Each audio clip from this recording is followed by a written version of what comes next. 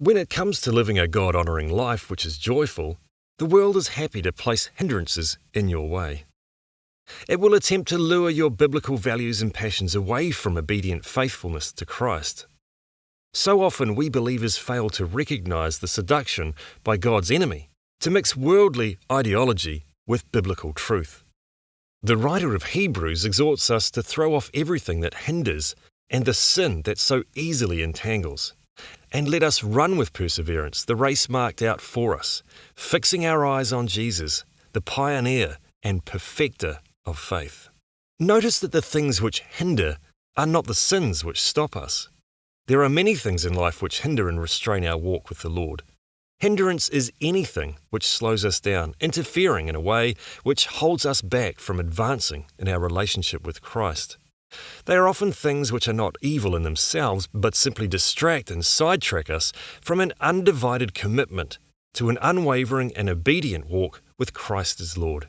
However, these hindrances can become temptations. Then, if allowed, they can become sin. These can be appetizing seductions which our enemy slips into our lives using the most delicious means possible. The types of hindrances will vary from Christian to Christian, but the goal is always the same. The enemy also loves to gather people together who share a common love for the same hindrances. This creates agreement and emotional comfort while stunting the Lord's work in their lives. Believers are called to wake up to these distracting friendships and activities by throwing off everything that hinders. This requires determined love for Christ as the chief love of our lives. We choose Christ as Lord over all hindrances. Attention-grabbing thoughts and activities that seduce our affections are not only to be rejected, but replaced by thoughts and activities which fix our eyes on Jesus. This requires intentional and ongoing evaluation of the treasures of our hearts. This calls for critical thinking and surrender to Christ through the reassignment of our affections to Him as the target of our passions. The world presents us with friendships, ambitions, ideologies, media, hobbies, sport activities, which all call for increasing affection and time commitments at the expense of higher priorities. Anything that detracts your spiritual vision and ambitions from being Christ-centered requires reallocation to a lower priority or removal.